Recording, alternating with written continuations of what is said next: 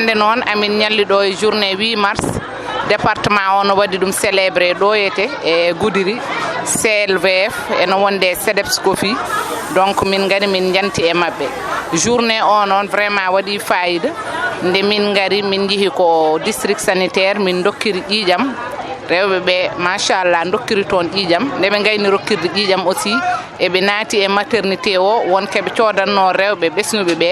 eɓe dokki ɓen gooto fof donc nde ɗon jokkere en ɗam vraiment hande waɗama ɗo e département Gudiiri o nde min gummi ɗon aussi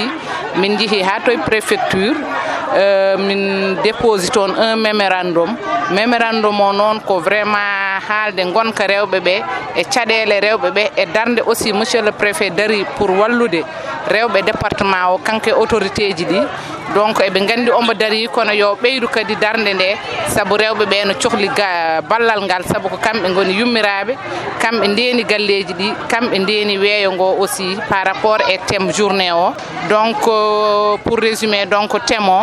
ko un peu vraiment pusde rewɓe ɓe eɓe gonno hen e rende weeyo ngo e rende environnement o kono yeɓe ɓeydu ɗum rende kadi par ce que vraiment ko arayata janggo ko sukaɓe ɓe no cohlo ɗum donc ndomin gummi toon aussi min jeehi mairie ndomin jeehi mairie aussi min tawi ɗon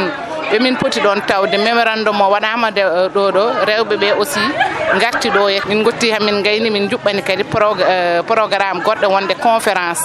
conférence o aussi min mbaɗanno développé koye thème o donc min mbaɗi hen développé rewɓe aussi min gostodiri miijoji e thème o nde min gayni e conclusion aussi min jeemi wittude vraiment les forces les faiblesses les opportunités et les menaces